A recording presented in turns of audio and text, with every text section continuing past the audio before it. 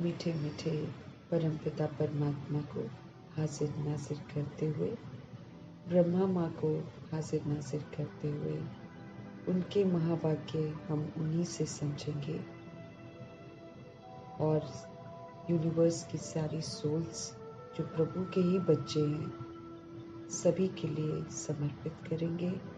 परमात्म महावाक्यों की शक्ति, परमात्मा का जिक्र, परमात्मा के महावाक्यों की चर्चा, इसकी जो सार शक्ति है वो सारी सोल्स तक पहुँचे, हर सोल जागृत हो, हर सोल अपने पिता को पहचाने, हर सोल पावन बने और वापस घर चलने को भी तैयार हो जाए। काम, क्रोध, लोभ, मोह, अहंकार जैसे खतरनाक जो बीमारियां लगी हुई हैं, इन बीमारियों से भी सभी सोल्स मुक्त हो जाएं। इन्हीं दुआओं के साथ सभी को समर्पित करेंगे। साथ में प्रकृति, वायुमंडल और तत्वों के प्रति भी समर्पित करेंगे। इन्हें भी सतो प्रधान बनना है, सतोगुणी बनना है, समर्थ बनना है। तो परमात्म शक्तियाँ जो हैं वो चारों तरफ फैले और सब में सशक्तिकरण आए। इन्हीं दुआओं के साथ सभी को समर्पित करते हुए हम सभी आत्माएं देखेंगे आज हमारे परमपिता परमात्मा हम आत्माओं को किस विधि से सशक्त बनाते हैं। मीठे मीठे बाबा बोले, मीठे बच्चे, विनाशी शरीरों से प्यार न करके अविनाशी बाप से प्यार करो तो रोने से छूट जाएंगे। जितने भी शरीर हैं सारे विनाशी हैं और सब विनाश होंगे। हो सकता है अपना शरीर पहले विनाश हो सकता है दूसरी सोल्स का विनाश हो। तो अगर हम विनाशी शरीरों से प्यार करते होंगे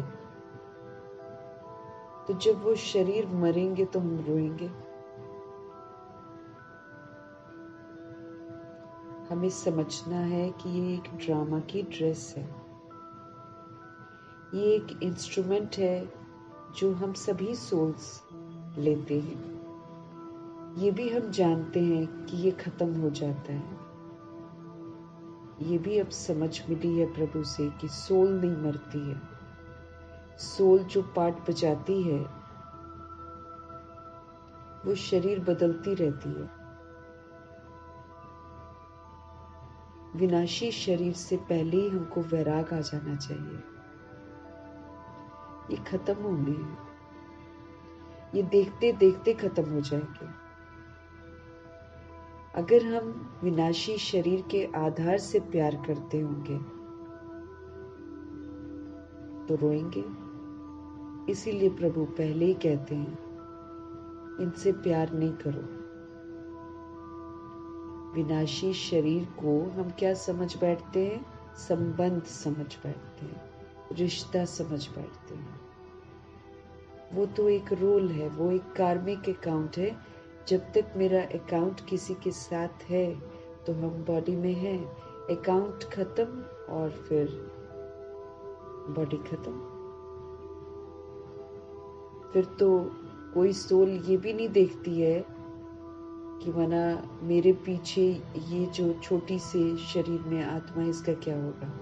जब तक जी रही है तब तक उस बच्चे को छोड़ेगी नहीं, लेकिन जब रोल खत्म हो गया है तो छोड़ के चली जाती है। फिर सोचती भी नहीं है कि वो छोटे को कौन देखेगा। है ना, दुनिया में ऐसे तो सीन्स चल रहे हैं। अब हम आत्माएं जो हैं इस ड्रामा के अंतिम सीन को देखने वाली आत्माएं हैं। हमारी नजरों के सामने बहुत शरीर मरेंगे। अगर हम शरीरों से प्यार करते होंगे तो हम बहुत रोएंगे। इसलिए बाबा कहते हैं विनाशी शरीरों से प्यार न करके अविनाशी बाप से प्यार करो तो रोने से हम छूट जाएंगे। रोना नहीं पड़ेगा, पहले ही प्रभु से प्यार करना है। तो शक्तिशाली बन जाएंगे। समझ रहेगी कि ड्रामा है, खेल है, खेल खत्म हो गया, कर्मा खत्म हो गया, अकाउंट खत्म हो गया। तो रोने से हम सब छूट जाएंगे, नहीं तो रोना आएगा। आज का प्रश्न है, अनराइटियस प्यार क्या है और उसका फिर परिणाम क्या होता है? अनराइटियस प्यार, जो गलत प्यार होता है, वो कौन सा होता है और फिर उसका परिणाम क्या होता है? उत्तर है प्रभु जी का, ये जो विनाशी शरीरों में मोह रखते हैं, ये अनराइटियस प्यार है। जो विनाशी चीजों में मोह रखते हैं वो रोते हैं, क्योंकि चीज तो विनाश हो जाती है। देह अभिमान के कारण रोना आता है। रोना भी क्यों आता है? क्योंकि देह का अभिमान है। वो देह को अपना समझते हैं ना। जैसे बंदर जो है, जब बच्चा मर जाता है उसका, तो वो डेड बॉडी को ही नहीं छोड़ती है। जो उसकी माँ होती है वो डेड बॉडी को नहीं छोड़ती। सबसे ज्यादा काम, क्रोध, लोभ, मोह, अहंकार बंदर में है। वो बंदरपना फिर ह्यूमन बींग्स में भी आ गया है। शरीरों को लेकर रोती हैं आत्माएं। अभी गाजा में जो हुआ था, बच्चे मर गए हैं, बहुत सारे बच्चे मरे हैं। उनकी लाशें लेकर आत्माएं रो रही हैं, चिल्ला रही हैं, अल्लाह को पुकार रही हैं, बॉडीज को ले लेकर रो रही हैं। छोटे छोटे बच्चे की बॉडीज लेकर रो रही हैं। आत्मा तो निकल गई ना उसमें से।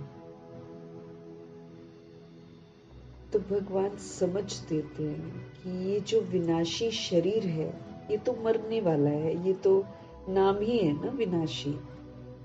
इसमें मोह रखना मतलब अनराइटियस प्यार है।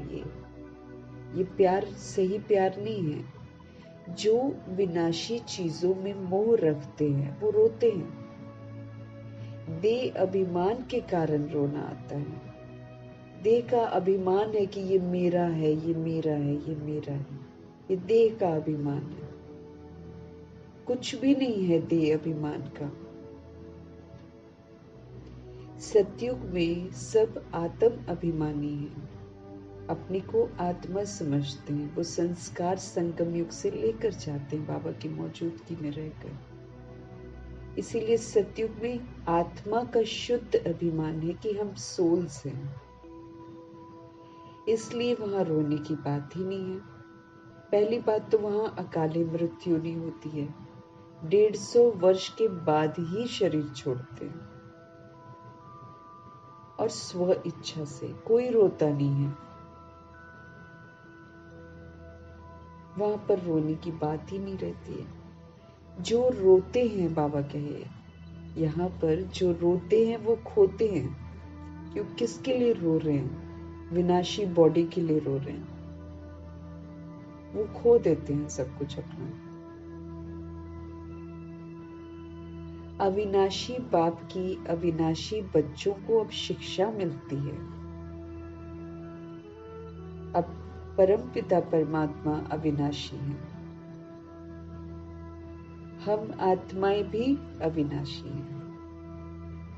बॉडी हमारी विनाश होती है। तो अविनाशी बाप की अविनाशी बच्चों को अब शिक्षा मिलती है, देही अभिमानी बनो, तो रोने से छूट जाएंगे। अपने को आत्मा समझो, आत्मा के शुद्ध अभिमान में रहो, अपने स्वधर्म में रहो, तो अविनाशी पिता की याद में रहेंगे। रोने से हम छूट जाएंगे।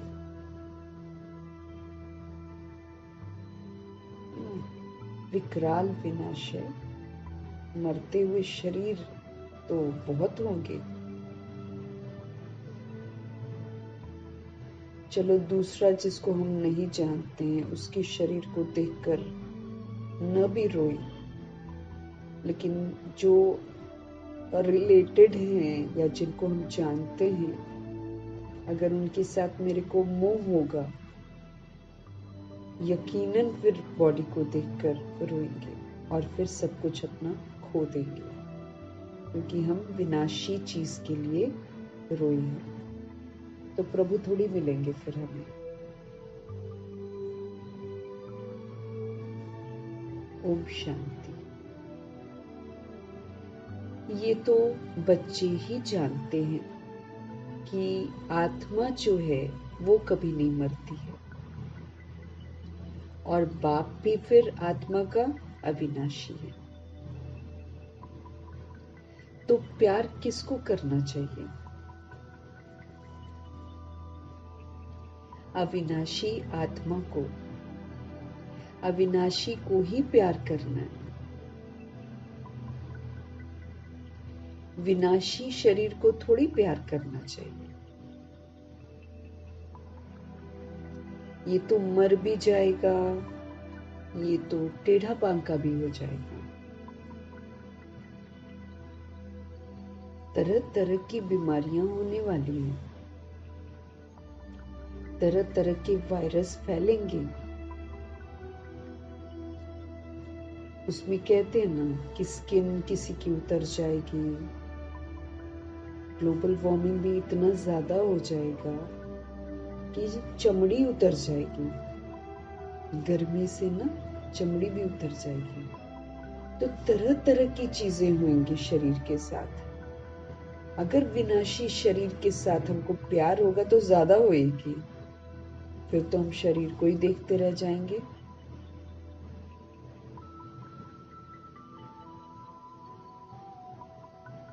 देह के भान से ऊपर उठना है।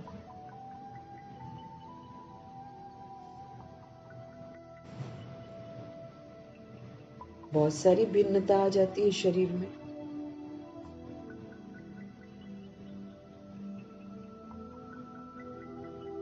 गंदी वृत्ति, दृष्टि, इविल पावर्स, भूत प्रेत आत्माओं का प्रकोप बहुत बढ़ेगा। तो अगर शरीरों से प्यार है और शरीरों में परिवर्तन आ गया, शरीर देखने की आदत है, तो हम तो शरीर ही देखते रह जाएंगे। फेल ना फिर उन पेपर्स में फेल होते जा रहे हैं ना। 8 पेपरों में से जो पेपर हो रहे हैं उसमें फेल हो रहे हैं।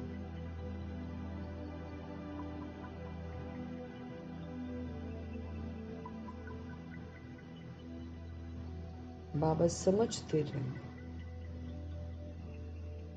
अविनाशी को प्यार करना है, विनाशी शरीर को थोड़ी प्यार करना चाहिए। आप देखो जो छोटे छोटे शरीर में बच्चे होते हैं घरों में, न चाहते हुए भी लोगों का मोह है बच्चों के साथ। कर कुछ नहीं पाएंगे। बचा पाता है कोई? किसी को नहीं बचा पाता है। आत्माएं देवभान में या शरीर में दवाई खिलवा देंगी, कहीं डॉक्टर्स को दिखवा देंगी, उससे ज्यादा सोल के लिए कुछ नहीं कर सकती है कोई भी, भले माँ बाप के रोल में हो।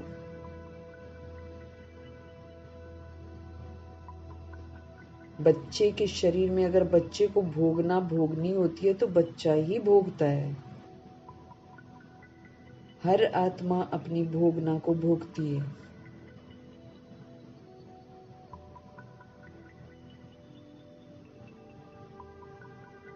तो कोई किसी को बचा ही नहीं पाता है। अब उस शरीर को लेकर सोचे कि मैं इसको बचा लूं, तो कोई बचा सका है आज तक? कोई भी नहीं बचा सका और ना बचा सकते हैं।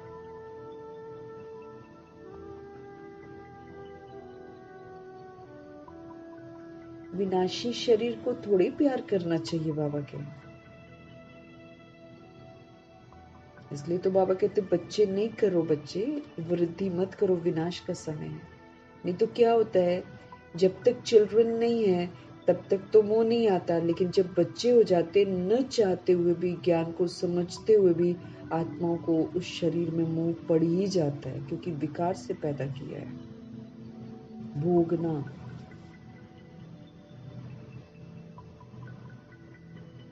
जब शरीरों को मरते हुए देखेंगे, किसका कौन पहले शरीर छोड़ेगा किसी को पता है क्या?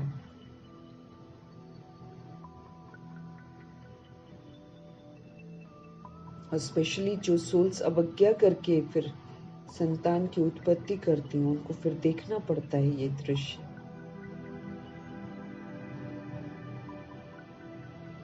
विनाशी शरीर को थोड़ी प्यार करना चाहिए। आत्माएं जड़ तैयार करती हैं, जड़ ही उनको दिखने को मिलेगी, उस जड़ से प्यार थोड़ी करना चाहिए। सोल जो आती है वो तो बहुत सारे शरीर बदल कर आती है, इस बात को बहुत अच्छे से समझना है। वो सोल हमारा बच्चा नहीं होता है। सोल तो रोल प्ले कर रही है, कभी बच्चा बन रही है, कभी माँ बाप बन रही है, कभी कुछ बन रही है, कभी कुछ बन रही है, वो तो एक्ट कर रही है।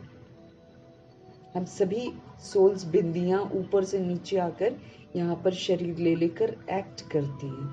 कभी बच्चे का रोल में आती हैं, कभी माँ बाप का रोल प्ले करती हैं, अन्य रिश्तों का रोल प्ले करती हैं। हकीकत को समझना है ना।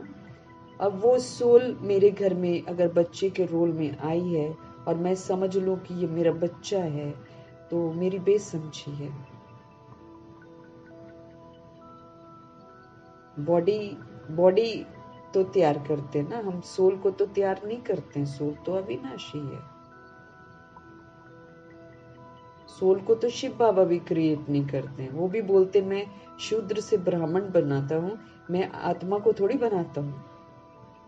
ये तो एनर्जी है, इंडिपेंडेंट एनर्जी है। हर बात को समझना है बहुत अच्छे से, अपने आप को समझाना है। सोल जो बच्चे का रोल प्ले कर रही है, उसको कुछ नहीं होगा। बॉडी जो हमने तैयार करी है वो विनाशी है, वो खत्म हो जाएगी, उसमें परिवर्तन भी आएगा। उस परिवर्तन को देखकर कहीं मैं विचलित ना हो जाऊं। इसीलिए हमको इन सारे देह का जो भान है ना, इससे बाहर निकलना है, क्योंकि ये मेरे पेपर होने हैं, बॉडी कॉन्शियसनेस के पेपर होने हैं। इसको ठीक रखना है, लेकिन इससे आकर्षित नहीं होना है, इसके वशीभूत नहीं होना है। तैयार रहना है कि इसमें परिवर्तन भी होगा। ठीक रखना है मतलब इसको स्वच्छ रखना है, मनसा को स्वच्छ रखना है, सात्विक भोजन खाना है। इसको गलाना और सड़ाना नहीं है, क्योंकि हम गंदा भोजन भी खाते हैं तो ये गलता है और सड़ता है शरीर। इसको सात्विक रखना है। टेस्ट के लिए भोजन नहीं खाना है, नहीं तो हम उससे गलाते हैं, तभी शरीरों से बदबू आती है। नहीं तो जनक दादी कहती है ब्राह्मणों के शरीर से बदबू नहीं आनी चाहिए। जो सच्चे ब्राह्मण हैं उनके शरीरों से बदबू नहीं आती है, क्योंकि वो बहुत सात्विक हो जाते हैं। तो ये सात्विक खान पान जो है ये बहुत मायने रखता है। वैष्णव बनना है, वैष्णव एकदम।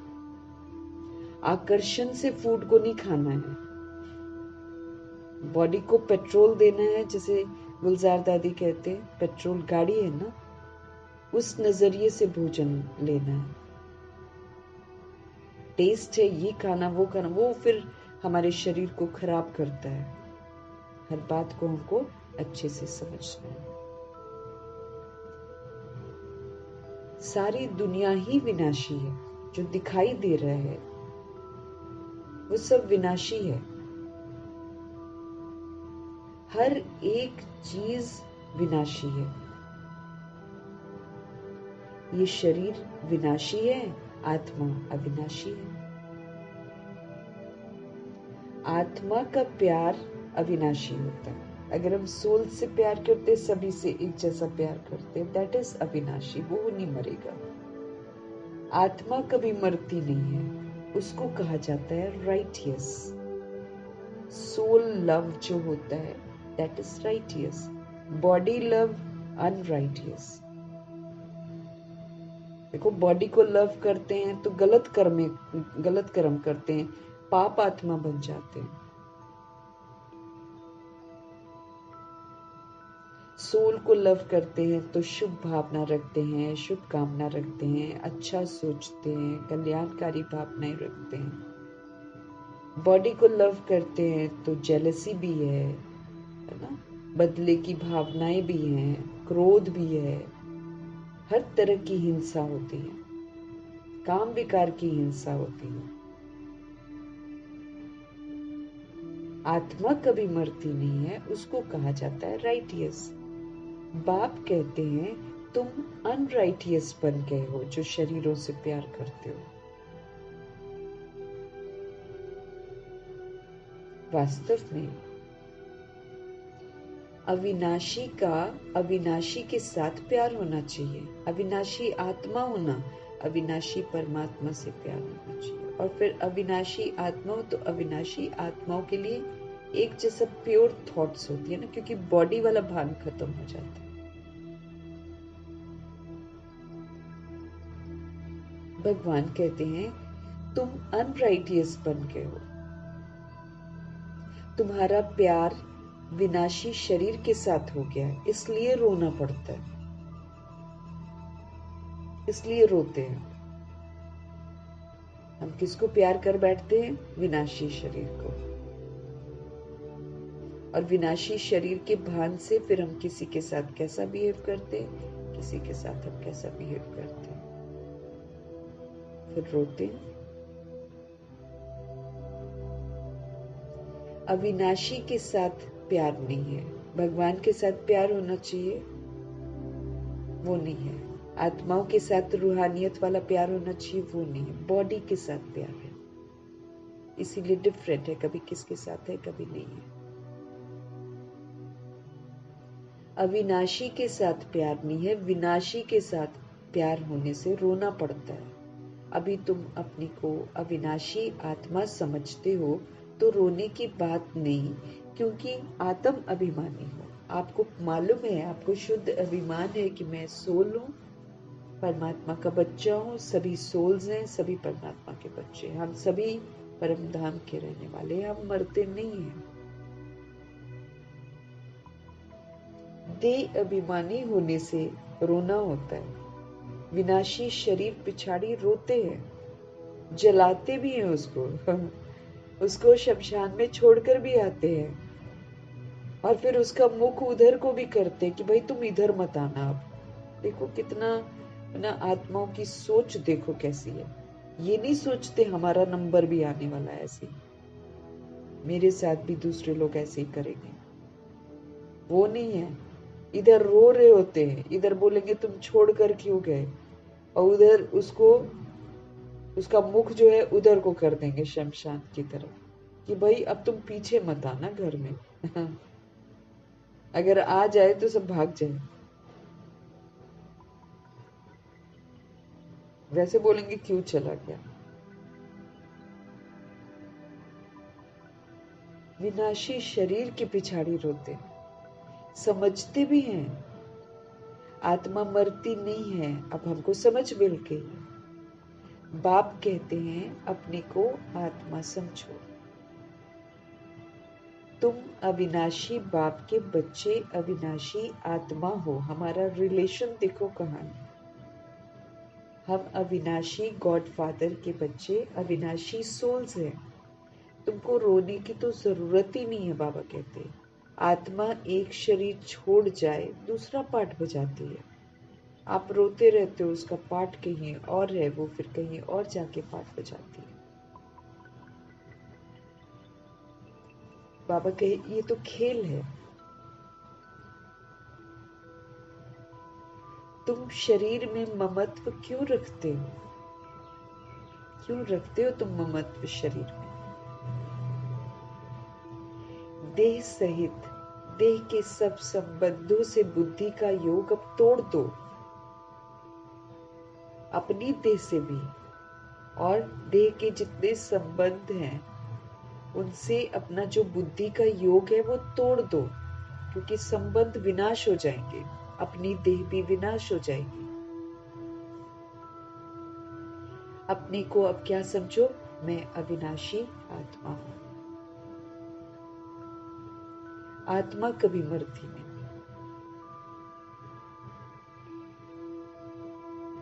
गायन भी है, जो रोया सो खोया। अगर किसी ने शरीर छोड़ दिया और हमने रोया, माना हमने सब कुछ खो दिया। आत्म अभिमानी बनने से ही लायक बन जाएंगे। हम सोल्स आत्म अभिमानी जब बनेंगे ना, तब हम स्वधर्म में रहेंगे, तब हम लायक बनेंगे। तो बाप आकर देह अभिमानी से आत्म अभिमानी हमको बनाते हैं।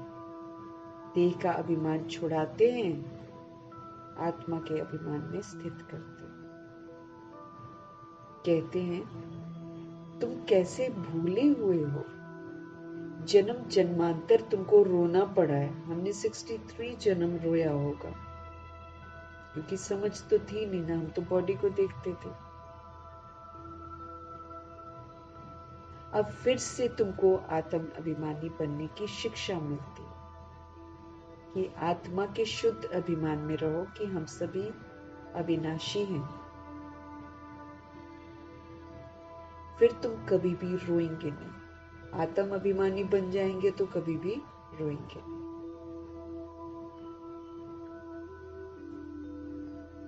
ये है रोने वाली दुनिया, और वो है हंसने की दुनिया, सतयुग। खुश रहती हैं सोल्स वहां पर। ये दुख की दुनिया है और वो सुख की दुनिया है। बाप बहुत अच्छी रीति से शिक्षा देते हैं। अविनाशी बाप की अविनाशी बच्चों को शिक्षा मिलती है। वो देह अभिमानी है तो देह को ही देखकर शिक्षा देते हैं। तो देह की याद आने से फिर रोते हैं। देखते भी हैं शरीर खत्म हो गया, फिर उनको याद करने से क्या फायदा। उस रोल को याद करने से क्या फायदा। लोग तो तस्वीरें भी लगाते हैं। वो सोल तो कहीं और जाकर पाठ बजाती है।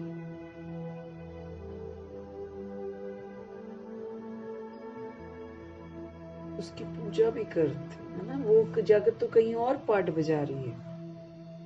उसका कोई विशेष विशेष मंत्र में ना फोटोएं रख रख के पूजते भी हैं। उसको अभी भी सोल्स अपना वही वाला रिश्ता समझते हैं, जो रिश्ते में वो थे वही वाला रिश्ता समझते हैं।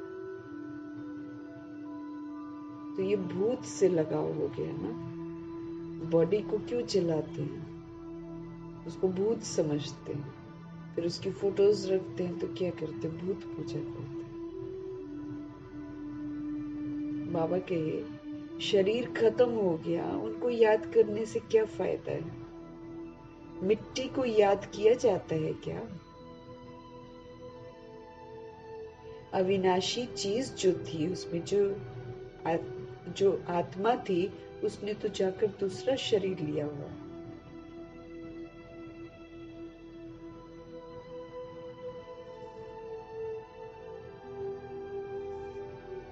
ये तो बच्चे जानते हैं।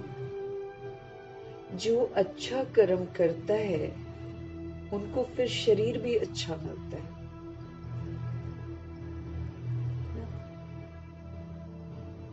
तो उनको पता चला कि जो अच्छा कर्म करता है उनको फिर शरीर भी अच्छा मिलता है। कोई को खराब रोगी शरीर भी मिलता है, वो भी कर्मों अनुसार है। खराब रोगी शरीर जैसे पैदा होते हैं ना, कई अपाहिज भी पैदा हो जाते हैं, कई तो कैंसर वाले आजकल पैदा हो रहे हैं। रोगी शरीर जन्म होते ही मिलता है, कर्मों के अनुसार। ऐसा नहीं कि अच्छा कर्म किया है तो ऊपर चले जाएंगे, नहीं, ऊपर तो कोई जा नहीं सकता। अच्छा कर्म किया तो ऊपर चले जाएंगे, ऐसा नहीं होता। ऊपर कोई जा नहीं सकता, बाबा कहे। अच्छे कर्म अगर किए हैं तो अच्छा कहलाएंगे, जन्म अच्छा मिलेगा। फिर भी नीचे तो उतरना ही है। तुम जानते हो कि हम चढ़ते कैसे हैं। भल अच्छे कर्मों से कोई महात्मा बन जाएगा, फिर भी कला तो उसकी कम होती ही जाएगी ना। बाप कहते हैं फिर भी ईश्वर को याद कर अच्छा कर्म करते हैं तो फिर उनको अल्पकाल क्षण भंगुर सुख देता हूँ। ज्यादा परमानेंट सुख तो नहीं होता है, लेकिन अगर कोई अच्छा कर्म करता है बाबा को याद करके तो थोड़ा सा सुख जरूर देते हैं। फिर भी सीढ़ी तो सोल नीचे ही उतरती है ना। नाम करके अच्छा हो, यहाँ तो मनुष्य अच्छे बुरे कर्मों को भी नहीं जानते हैं कि अच्छा कर्म किसको कहते हैं, बुरा कर्म किसको कहते हैं, नहीं जानते हैं। रिद्धि सिद्धि जिसने कर रखी होती है, जादू वगैरह जो सीखा होता है, वो भी शॉर्ट टाइम होता है, परमानेंट नहीं होता है। लेकिन रिद्धि सिद्धि वालों का कितना मान देते हैं। उन्हों के पिछाड़ी मनुष्य जैसे हैरान होते हैं। तो सारा अज्ञान। वो थोड़ी समय का रिद्धि सिद्धि दिखा देते हैं, परमानेंट थोड़ी होता है। लेकिन कितना उनको मान देती हैं सोल्स। उनके पिछाड़ी हैरान होती हैं। ये सारा क्या है? अज्ञान। समझो कोई इनडायरेक्ट दान पुण्य करते हैं, धर्मशाला हॉस्पिटल बनाते हैं। इनडायरेक्ट क्यों? क्योंकि भगवान को तो जानते नहीं है, भगवान के नाम पर करते हैं, इसीलिए उसको इनडायरेक्ट कहते हैं। तो कोई इनडायरेक्ट दान पुण्य करते हैं, धर्मशाला हॉस्पिटल बनाते हैं, तो दूसरे जन्म में उसका एवजा उनको जरूर मिल जाता है। या तो वो हमेशा हेल्दी होते हैं या फिर बहुत रिच होते हैं। बाप को याद करते हैं, भल गालियां भी देते हैं तो भी मुख से भगवान का नाम कहते हैं। बाकी अनजान होने के कारण जानते कुछ भी नहीं है। भगवान को याद कर रुद्र पूजा करते हैं, रुद्र को भगवान समझते हैं, रुद्र यज्ञ भी रचते हैं। शिव पर रुद्र की पूजा करते हैं। बाप कहते हैं मेरी पूजा करते हैं, परंतु बेसमझी से क्या क्या बनाते रहते हैं और क्या क्या करते रहते हैं, बेसमझी से करते हैं। बाबा बिंदी या नहीं जानते, शिवलिंग बनाते हैं, कभी शंकर से मिक्स कर देते हैं। जितने मनुष्य उतने उनके गुरु हैं। झाड़ में नए नए पत्ते, टाल टालियां आदि निकलते हैं तो वो कितने शोभते हैं ना। पेड़ में जब आते हैं नए नए ब्रांचेस, नए नए पत्ते, सुंदर लगते हैं। सतोगुणी होने के कारण उनकी फिर महिमा होती है। ऐसे ये सृष्टि पेड़ है, इसमें भी नए नए लोग आते हैं ना, तो कोई सतोगुणी होते हैं ना, वो लोग ऊपर से नीचे आते हैं। सतोगुणी होने के कारण उनकी फिर महिमा भी होती है। इन दिनों अगर हम देखें, कोई कोई सोल को बिल्कुल पूजनीय समझते हैं या फिर वो कुछ बोलते हैं तो सत्य हो जाता है। वो इसलिए क्योंकि वो सोल ऊपर से नीचे आई है, वो सतोगुणी है, तो उसकी महिमा होती है।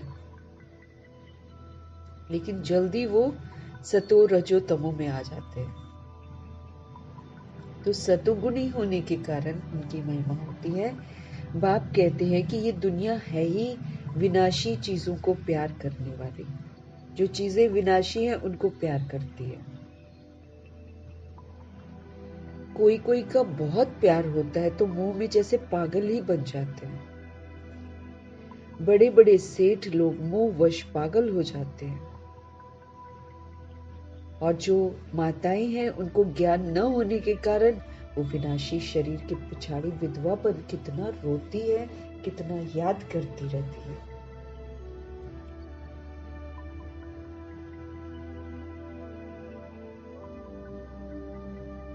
विधवा हो जाती है, वो सोल जो उनके साथ था वो सोल जाकर कहीं और पाठ बजाती है,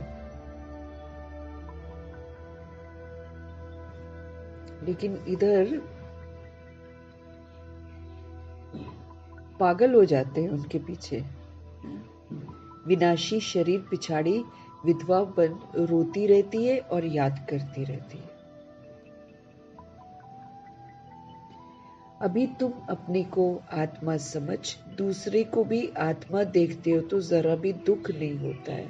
मालूम है सोल कहीं और गई, बॉडी वो तो विनाशी थी, खत्म हो गई, तो बॉडी को थोड़ी याद करते। अब जब मम्मा ने शरीर छोड़ा था, जिन्हें उनके शरीर से प्यार था वो ज्ञान को छोड़कर चले गए थे, ज्ञान ही छोड़ दिया विनाशी शरीर के लिए। तो विनाशी शरीर से थोड़ी प्यार करना है। माँ तो संपूर्ण बन गई, अव्यक्त फरिश्ता बन गई वो तो, और ऊंचा ओहदा हो गया उनका। तो बॉडी के लिए थोड़ी देखना है, बॉडी को देख रहे हैं, बॉडी के बारे में ही बात करते हैं। अभी भी डेड बॉडीज दिखाते रहते हैं। बाबा तो मना करते हैं कि डेड बॉडी थोड़ी दिखानी है, फोटोज दिखाते रहते हैं डेड बॉडीज की।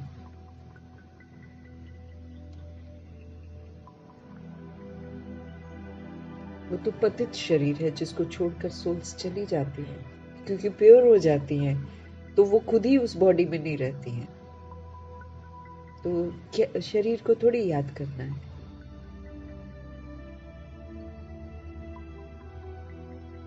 दूसरे को भी अपने को आत्मा समझकर दूसरे को भी आत्मा देखते हो तो जरा भी दुख नहीं होता है। पढ़ाई को सोर्स ऑफ इनकम कहा जाता है। पढ़ाई में एम ऑब्जेक्ट भी होती है, परंतु वो है एक जन्म के लिए। गवर्नमेंट से पगार मिलता है, सैलरी मिलती है, पढ़कर धंधा धोरी करते हैं तब पैसे आदि मिलते हैं। यहाँ तो फिर बात ही नहीं है। तुम अविनाशी ज्ञान रत्नों से झोली कैसे भरते हो। आत्मा समझती है कि बाबा हमको अविनाशी ज्ञान खजाना देते हैं। भगवान पढ़ाते हैं तो जरूर भगवान भगवती ही तो बनाएंगे, परंतु वास्तव में इन लक्ष्मी नारायण को भगवान भगवती समझना रॉन्ग है। ये दैवी गुणों वाले मनुष्य हैं, है मनुष्य लेकिन इनमें दैवी गुण है, तो इनको भगवान भगवती नहीं कहना होता है। भगवान तो सिर्फ एक होता है। अभी तुम बच्चे जानते हो, ओहो, जब हम देह अभिमानी हो जाते हैं तो हमारी बुद्धि कितनी डिग्रेड हो जाती है। जैसे जानवर बुद्धि बन जाते हैं। काम नहीं करती बुद्धि, उल्टे काम करते हैं, जानवर बन जाते हैं। जानवरों की सेवा भी बहुत अच्छी होती है, मनुष्यों की तो कुछ भी नहीं होती। आजकल के ज़माने में जानवरों की सेवा, किसी डॉग को घर में रखते तो कैसे रखते हैं, बेड पर सुलाएंगे, अपने साथ रखेंगे, अपने साथ खाना खिलाएंगे, उसकी कितनी सेवा करते हैं। तो जानवरों की सेवा भी बहुत अच्छी होती है, मनुष्यों की तो कुछ भी नहीं। रेस के घोड़ों आदि की कितनी संभाल होती है, यहाँ के मनुष्यों की देखो क्या हालत है। कुत्ते को कितना प्यार से संभालते हैं, चाटते रहते हैं, साथ में सुलाते भी हैं, कई सोल सुलाती हैं इनको साथ में। और जो रिश्ते होंगे, मनुष्य होंगे, उनको कहीं वृद्ध आश्रम में भेज देंगे, ध्यान भी नहीं रखते, अलग कर देते हैं और डॉगीज को प्यार करते हैं। दुनिया का क्या हाल हो गया है। वहां सतयुग में ये धंधा नहीं करता कोई। अब जो दैवी गुणों वाले मनुष्य है, लक्ष्मी नारायण, वो वहां डॉगीज तो खैर होते ही नहीं। तो ऐसे थोड़ी कि जानवरों को अंदर घुसा के रखेंगे, ऐसे नहीं करते। वहां तो सारे कुदरती प्रकृति के द्वारा पलते हैं। तो बाप कहते हैं, बच्चों तुमको माया रावण ने अनराइटियस बना दिया एकदम। वे अभिमान ने बिल्कुल अनराइटियस बना दिया। अनराइटियस राज्य है ना, मनुष्य अनराइटियस तो सारी दुनिया भी अनराइटियस हो जाती है। राइटियस और अनराइटियस दुनिया में देखो फर्क कितना है। कलयुग की हालत देखो क्या है। मैं स्वर्ग स्थापन कर रहा हूं तो माया भी अपना स्वर्ग दिखाती है। भगवान तो अच्छा वाला स्वर्ग, सच्चा स्वर्ग स्थापन करते जहां दुख का नाम निशान नहीं है। माया तो नकली स्वर्ग दिखाती है जिसके अंदर घुसाती है और फिर दुखों की बौछार होती है, टेम्पटेशन देती है। अभी बाबा कहते हैं विकारी हथियाला नहीं बांधो, देह की बातें नहीं करो। माया जानबूझ के टेम्पटेशन देती है। देह देखो, देह की बातें करो, देह को निहारो, देह को दिखाओ। टेम्पटेशन है ये। अब आत्मा देख रही है और अपनी किस्मत कितनी खराब कर रही है उसको मालूम ही नहीं है। जो देह में फंसे हुए हैं, हमको त्रिकालदर्शी बनकर इस ड्रामा को देखना है।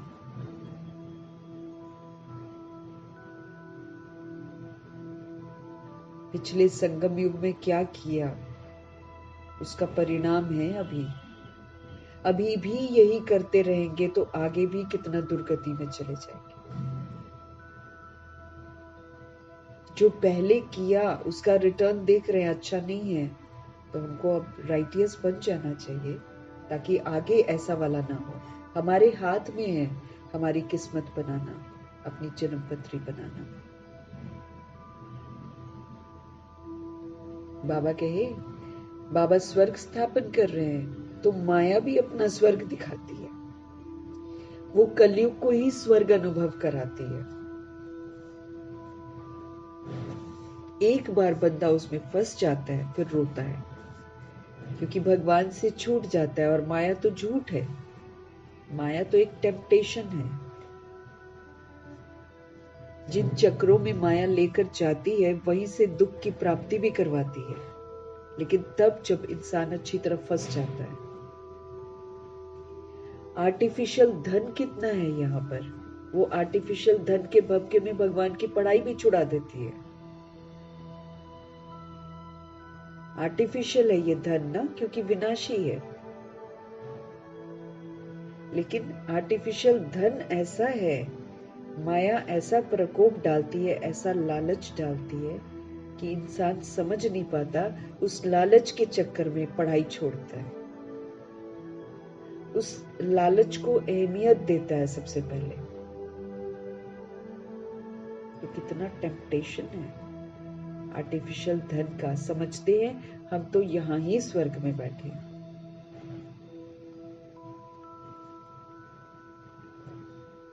हर चीज जो मिलती है यहाँ पर आर्टिफिशियल है।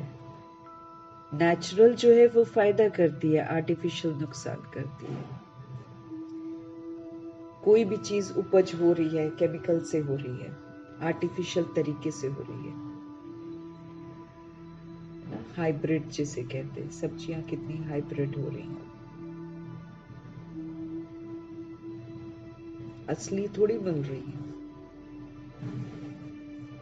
उसमें ताकत नहीं है। लेकिन टेम्पटेशन कितना है उसका। तो लोग सोचते हैं हम यहीं पर स्वर्ग में बैठे हैं। स्वर्ग में थोड़ी इतने ऊंचे 100 मंजिल के मकान आदि होते हैं। बाबा कहे यहाँ 100 मंजिल होएगा ना समझेंगे स्वर्ग है। ताश के पत्तों की तरह गिर जाएंगे बिल्डिंग, सबके सब अंदर धस जाएंगे। लेकिन दुनिया क्या समझ रही है, ये स्वर्ग है। बाबा कहते स्वर्ग में ऐसे 100 मंजिल के मकान नहीं होते।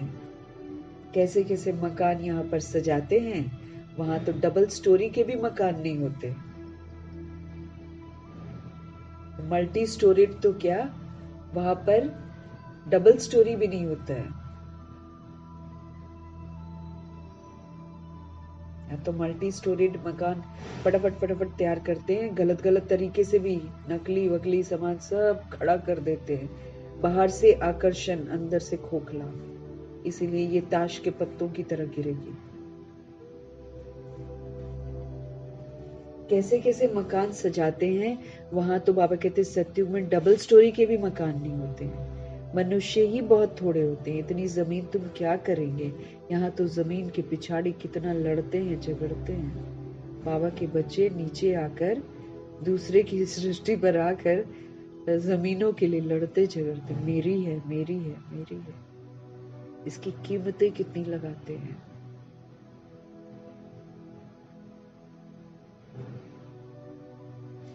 वहां कोई कीमत नहीं लगाता और सारी जमीन होती है देव आत्माओं की। वो कभी भी नहीं कहते मेरी है मेरी है।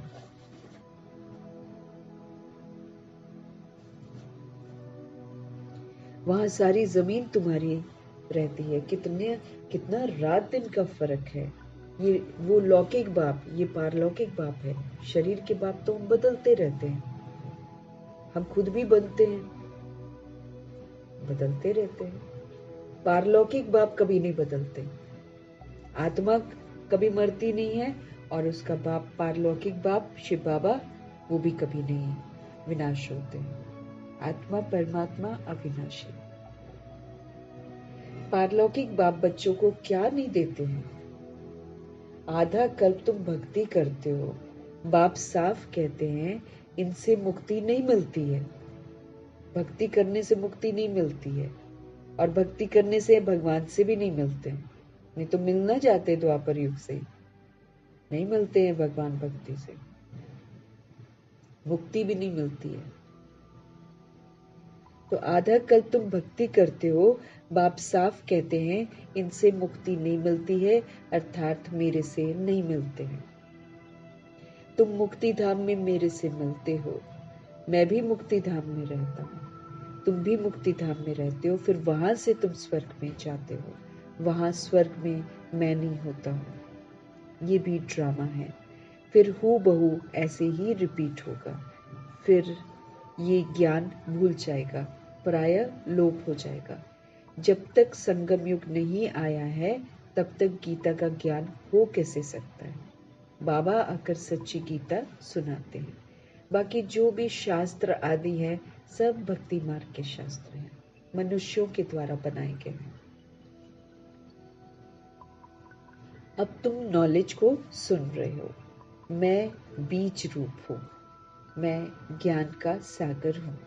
तुमको कुछ भी करने नहीं देता, पाँव भी पड़ने नहीं देता। कोई भक्ति नहीं करो, पैसे नहीं चढ़ाओ, आरती नहीं करो, पूजा पाठ नहीं करो।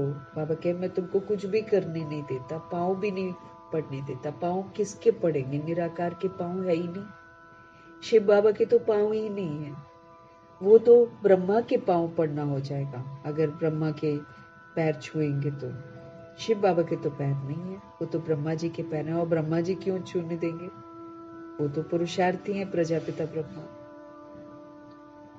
तो शिव बाबा के तो पाँव ही नहीं है, ये तो ब्रह्मा के पाँव पड़ना हो जाएगा। मैं तो तुम्हारा गुलाम हूँ, बाबा कहे। उनको कहते निराकारी निरअहंकारी, सो भी जब वो एक्ट में आए तब तो निरअहंकारी कहा जाए। अब उनकी महिमा जो है, जितनी भी महिमा है प्रभु जी की, वो तभी साबित होती है ना जब वो यहाँ पर एक्ट करते हैं, तब कहेंगे ना निरअहंकारी। ऊपर क्या पता चलेगा कि निरअहंकारी।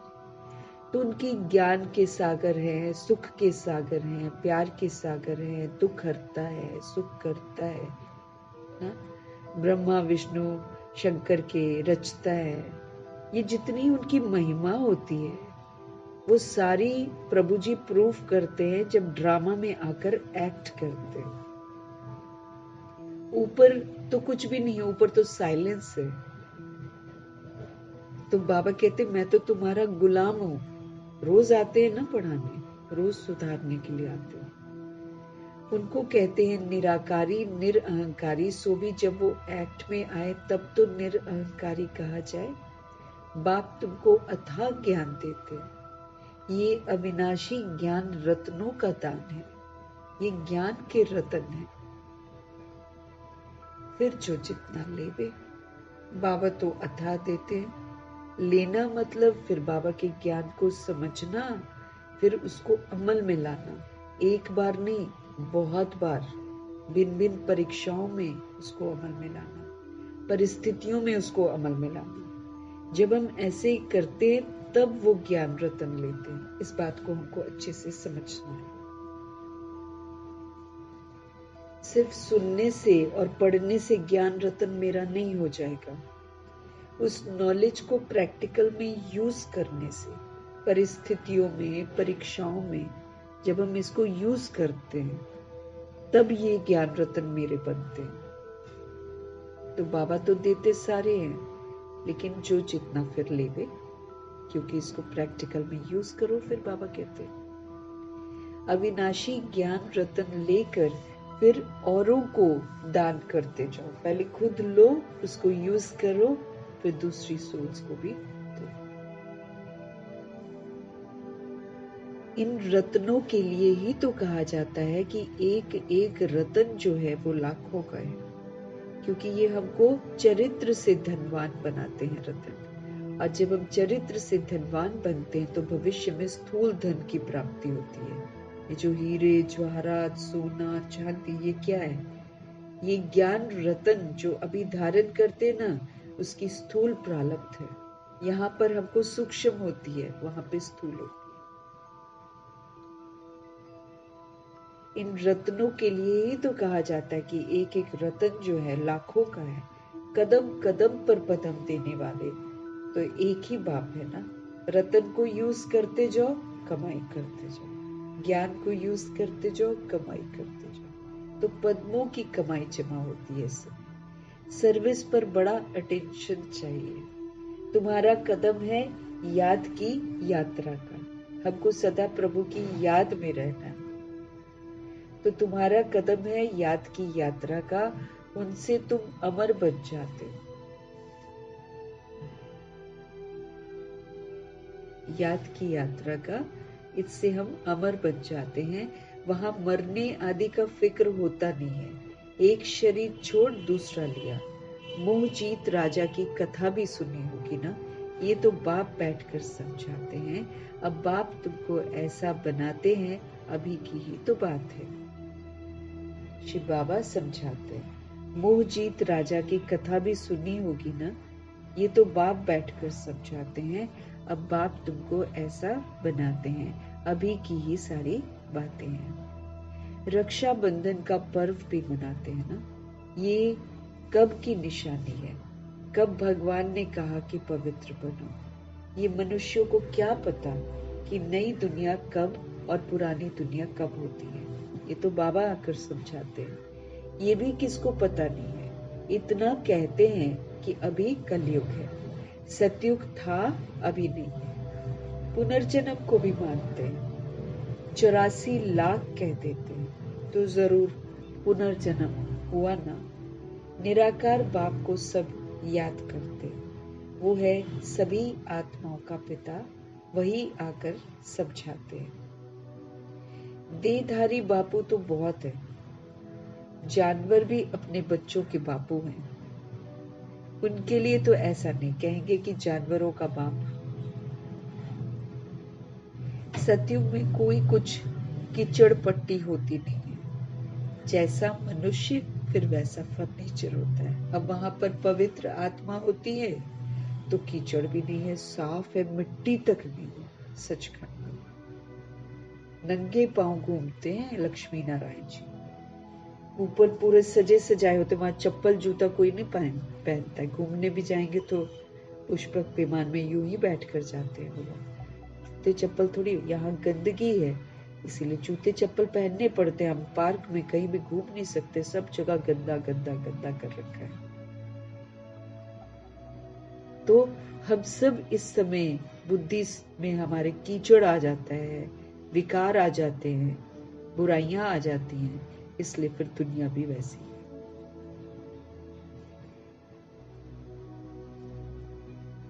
तो सतयुग में कोई कुछ कीचड़ पट्टी होती नहीं है। जैसा मनुष्य वैसा फर्नीचर होता है। वहां पंछी आदि भी बड़े फर्स्ट क्लास खूबसूरत होते हैं। सब अच्छी अच्छी चीजें होंगी वहां पर। वहां फल कितना स्वीट बड़े होते हैं, फिर वो सब कहाँ चला जाता है?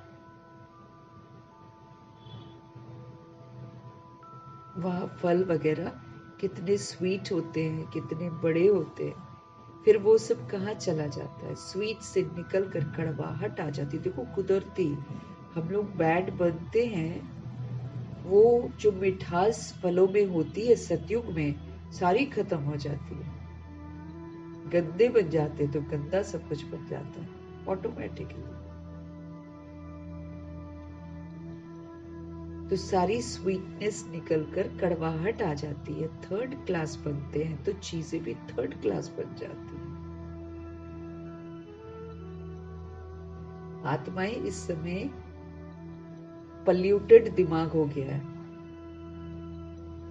एकदम दूषित है, इसलिए सब जगह पोल्यूशन है।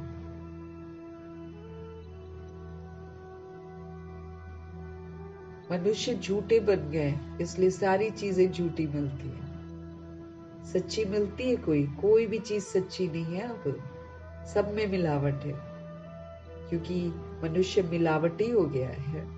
इतने सारे विकार अवगुण सब अंदर घुस गए, तो फिर चीजें भी वैसी हैं। अब थर्ड क्लास बनते हैं तो चीजें भी थर्ड क्लास बन जाती हैं। सतयुग है फर्स्ट क्लास, तो सब चीजें भी फर्स्ट क्लास मिलती हैं। अंडरस्टूड है ना? अब हमको फर्स्ट क्लास चाहिए तो फिर भाई फर्स्ट क्लास बनकर दिखाओ, बाबा कहे। बजाय इसके कि हम नुक्ताचीनी करेंगे कि थर्ड क्लास है थर्ड क्लास है, बाबा कहते फर्स्ट क्लास बन जाओ। थर्ड क्लास तो हम नहीं बनाया है। कलयुग में है थर्ड क्लास, सब चीजें सतो रजो तमो से पास होती है। पहले सतो होती है, फिर रजो होती है द्वापर युग में, और कलयुग में तमो होती है, और एंड में तो बिल्कुल तमो प्रधान हो जाती है।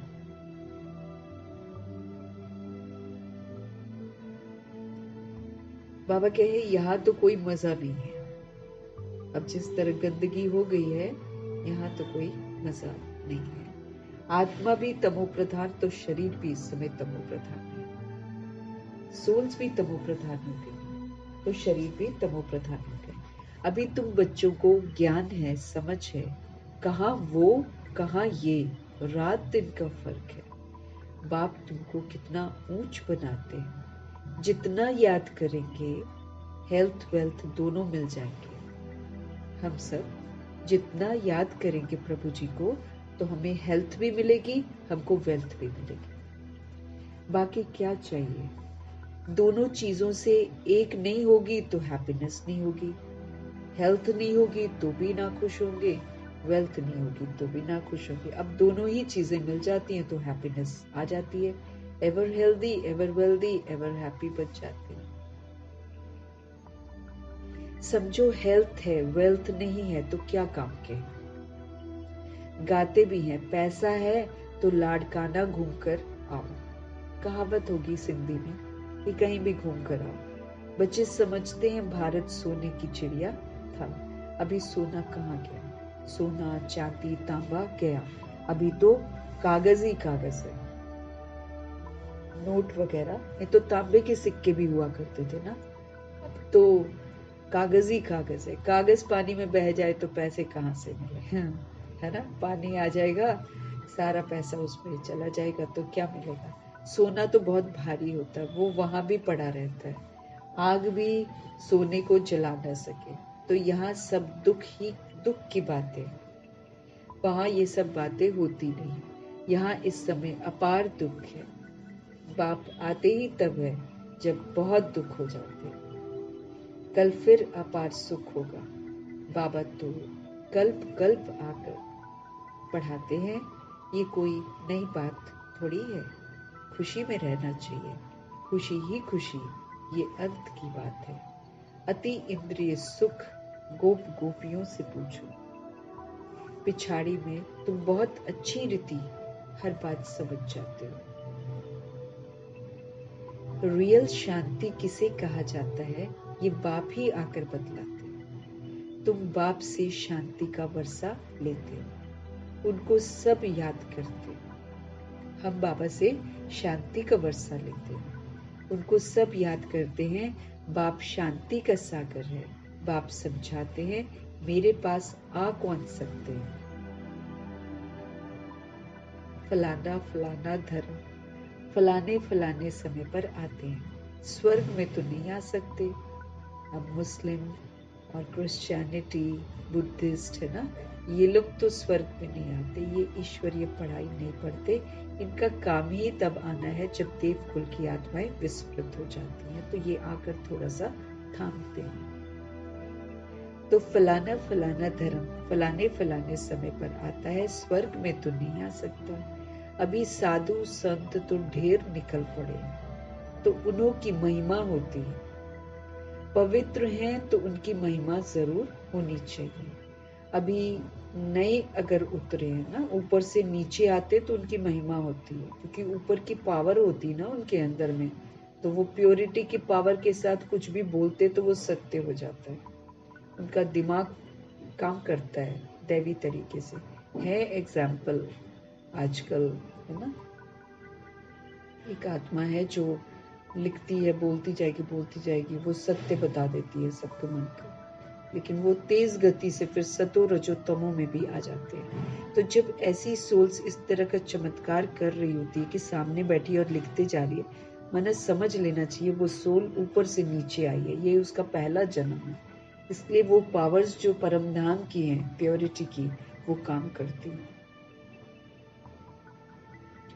अभी साधु संत ढेर निकल पड़े तो उनकी महिमा होती है। पवित्र है तो उनकी महिमा जरूर होनी चाहिए। अभी नए उतरे हैं ना, पुरानों की तो इतनी महिमा हो ना सके, वो तो सुख भोग कर तमो प्रधान में चले गए। कितने ढेर गुरु किस्म किस्म के निकलते जाते हैं। तुम बेहद के झाड़ को कोई जानते नहीं है, सॉरी, इस बेहद के झाड़ को कोई जानता ही नहीं है कि कैसे सृष्टि चलती है।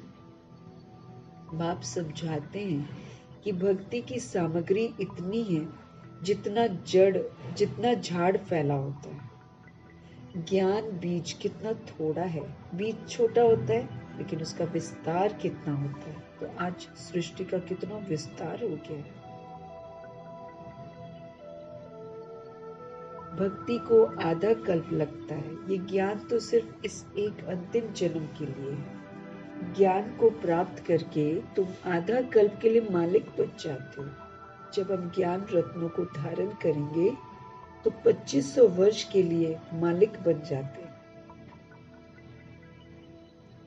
भक्ति बंद हो जाती है, दिन हो जाता है। अभी तुम सदा काल के लिए हर्षित बनते हो। इसको कहा जाता है ईश्वर की अविनाशी लॉटरी। उसके लिए तो फिर पुरुषार्थ करना पड़ता है।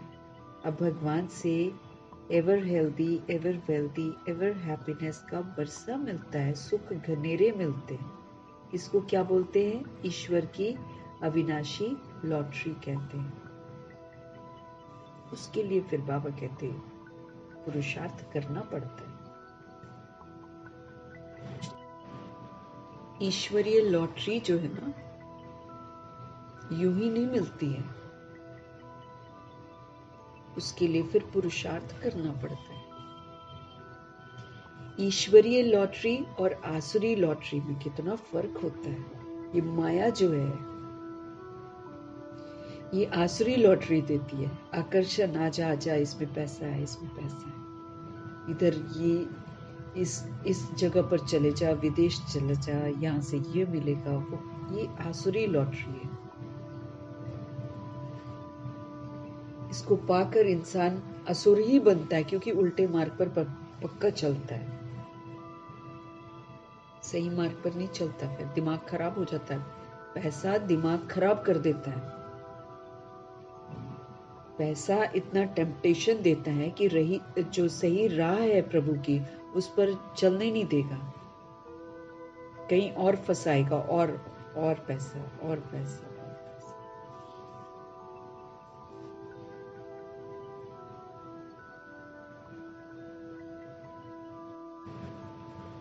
माया का टेम्पटेशन। प्रभु से विस्मृत कर देता है, कलयुग को ही स्वर्ग अनुभव कराता है। तो ये कौन सी लॉटरी होगी? आसुरी लॉटरी। ईश्वरीय लॉटरी के लिए पुरुषार्थ करना है।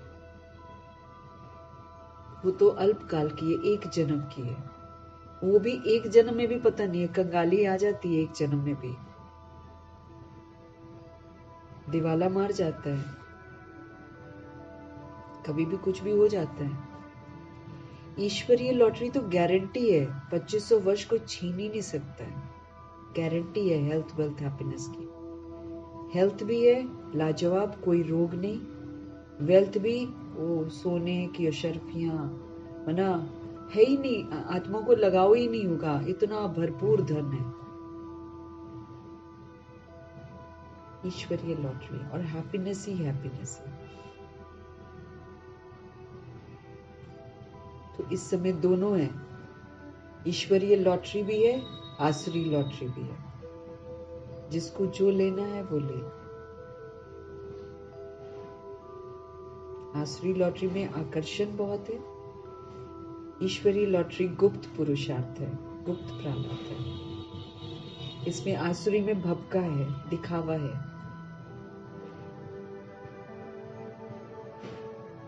तो बहुत फर्क होता है। अच्छा, मीठे मीठे सिके लिदे बच्चों प्रति माता पिता बाप दादा का याद प्यार और गुड मॉर्निंग। रूहानी बाप की रूहानी बच्चों को नमस्ते। हम रूहानी बच्चों की भी रूहानी बाप को दिल से, जान से, सिक से, प्रेम से, अदब से, पूरे पूरे रिगार्ड से,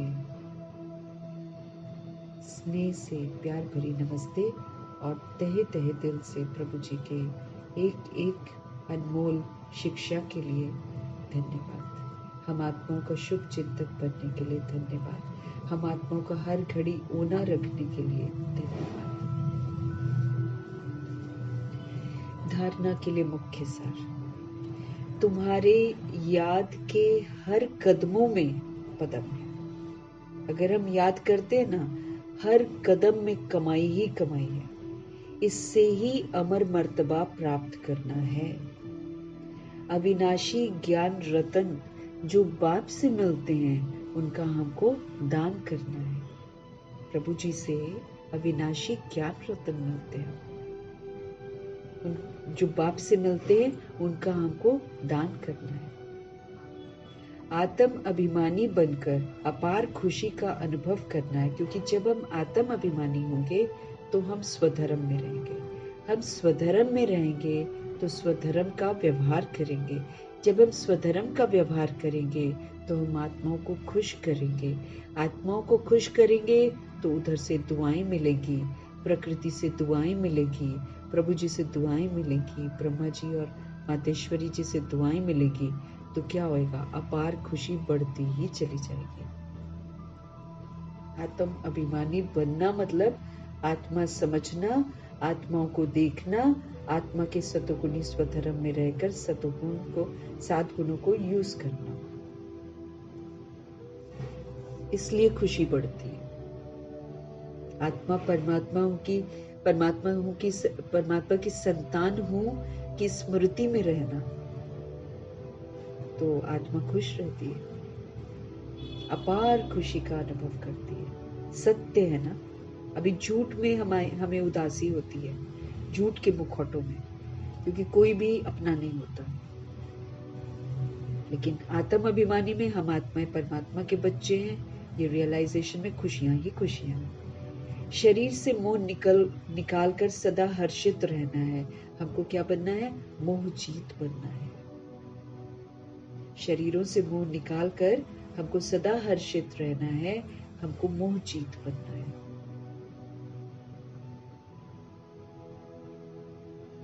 मोह को जीतना है। सतगुरु जी का आज का वरदान, हर घड़ी को अंतिम घड़ी समझकर सदा रूहानी मौज में रहने वाली विशेष आत्मा भव। हर घड़ी अंतिम घड़ी है, इसलिए प्रभु के साथ पूरा जी लेने में भलाई है। रूहानी मौज में रहना, जिस्मानी मौज नहीं, रूह की मौज। रूह प्रभु के साथ रहती है। संगम युग जो है रूहानी मौजों में रहने का युग है, इसलिए हर घड़ी रूहानी मौज का अनुभव करते रहो। भगवान के साथ का जीवन युग है ये। उनके साथ रहो, उनकी शिक्षाओं पर चलो, उनकी याद में रहो। हल्के होते जाएंगे, पाप कटते जाएंगे, पुण्य का खाता जमा होता जाएगा, खुशी बढ़ती जाएगी। रूहानी मौज का अनुभव करते रहो। कभी भी किसी परिस्थिति या परीक्षा में मूंझना नहीं है। परिस्थितियां आएंगी, परीक्षाएं आएंगी, लेकिन कंफ्यूज नहीं होना है, मूंझना नहीं है कि अब क्या करें, क्योंकि ये समय अकाले मृत्यु का है। थोड़ा समय भी अगर मौज के बजाय हम मूंझ गए और उसी समय हमारी अंतिम घड़ी आ जाए तो अंतमति सुगति फिर क्या होगी। ये अकाले मृत्यु की दुनिया है, हम कभी भी शरीर छोड़ सकते हैं। अगर हम थोड़ा समय भी अगर हम मौज के बजाय चिंतित हो गए, मूंझ गए, तो फिर उसी समय मेरी अंतिम घड़ी आ जाए तो अंतमति सुगति फिर मेरी क्या होगी। इसलिए एवर रेडी का पाठ पढ़ाया जाता है, सदा तैयार रहना है। एक सेकंड भी हमको धोखा देने वाला हो सकता है। एक सेकंड मेरे को कुछ दूसरा ख्यालात आया, धोखा दे देगा। उदास हो गए और वही अंतिम घड़ी दुर्गति। इसलिए स्वयं को विशेष आत्मा समझकर मैं विशेष आत्मा हूँ, हर सेकंड बोल और कर्म करो और सदा रूहानी मौज में रहो। स्वयं को क्या समझो, मैं स्पेशल सोल हूँ, परमात्मा का बच्चा हूँ। हर थॉट, हर वर्ड, हर डीड स्पेशल समझकर करो। तो फिर आप जब स्पेशल काम करोगे तो डेफिनेटली आप दिल से खुश रहोगे, रूहानी मौज में रहोगे, क्योंकि आप कहना मान रहे हो, आप दूसरों को सुख दे रहे हो, स्वधर्म में रहकर पाठ बजा रहे हो, आप वायुमंडल को शांति का सहयोग दे रहे हो, प्योरिटी का सहयोग दे रहे हो, तो ऑटोमेटिकली आप रूहानी मौज में रहेंगे। हर घड़ी को अंतिम घड़ी समझकर सदा रूहानी मौज में रहने वाले विशेष आत्मा भाव प्रभु जी के साथ रहना है और हमेशा सोचना कभी भी एंड हो सकता है। तैयार। संगम युग रूहानी मौजों में रहने का युग है, प्रभु के साथ रहने का युग है, स्वधर्म में रहने का युग है, स्वधर्म का सुख दाता बनने का युग है। इसलिए हर घड़ी बाबा कहते रूहानी मौज का अनुभव करते रहो। किसी भी परिस्थिति, किसी भी परीक्षा में हमको कंफ्यूज नहीं होना है। क्यों? क्योंकि ये समय अकाले मृत्यु का है। थोड़ा समय भी अगर हम मौज के बजाय मूंझ गए और उसी समय मेरी अंतिम घड़ी आ जाए तो अंतमति सुगति फिर मेरी क्या होगी। इसलिए एवर रेडी का पाठ प्रभु पढ़ाते रहते हैं। एक सेकंड भी मेरे को धोखा दे सकता है, एक सेकंड भी मैं प्रभु को भूली और मेरा अंत हुआ, मेरे को धोखा मिल जाएगा, कुछ और मुझे याद आ गया, फेल हो गया। एक सेकंड भी धोखा देने वाला हो सकता है। इसलिए हमेशा हमें अपने को विशेष आत्मा समझना है। मैं विशेष आत्मा परमात्मा का बच्चा हूँ, ऐसा समझकर मुझे सोचना है, ऐसा समझकर मुझे बोलना है, ऐसा समझकर मुझे कर्म करना है। तो फिर हम सदा कैसे रहेंगे? मस्ती में रहेंगे, क्योंकि हम फर्ज निभा रहे हैं ना, तो हम रूहानी मौज में रहेंगे। आज का स्लोगन है, अचल बनना है तो व्यर्थ और अशुभ को समाप्त कर दो। अगर हम चाहते हैं कि हम सदा अचल रहें, हिले नहीं, है ना, तो फिर बाबा कहे वेस्ट सोचना बंद कर दो, अशुभ सोचना बंद कर दो। नहीं तो कुछ भी होता है ना, हलचल होती है तो हम वेस्ट सोचते हैं, क्यों, क्या, कैसे, ऐसे क्यों, वैसे क्यों। व्यर्थ आ जाता है, अशुभ आ जाता है।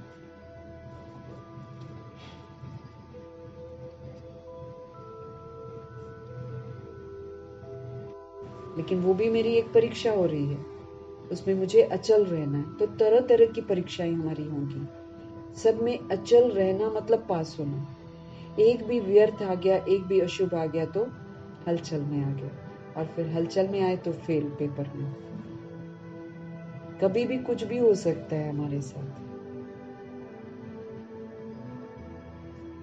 कभी भी कुछ भी हो सकता है और हम कहीं अटक जाएं, और फिर देखो उस समय क्या दिमाग में चलता है। तो हमको अचल अगर बनना है, क्योंकि अचल बनकर ही हम पास हो सकते हैं, अचल बनना है तो व्यर्थ और अशुभ को समाप्त करो।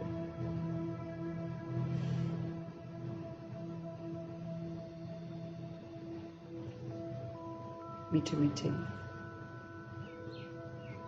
परमपिता परमात्मा का धन्यवाद करेंगे।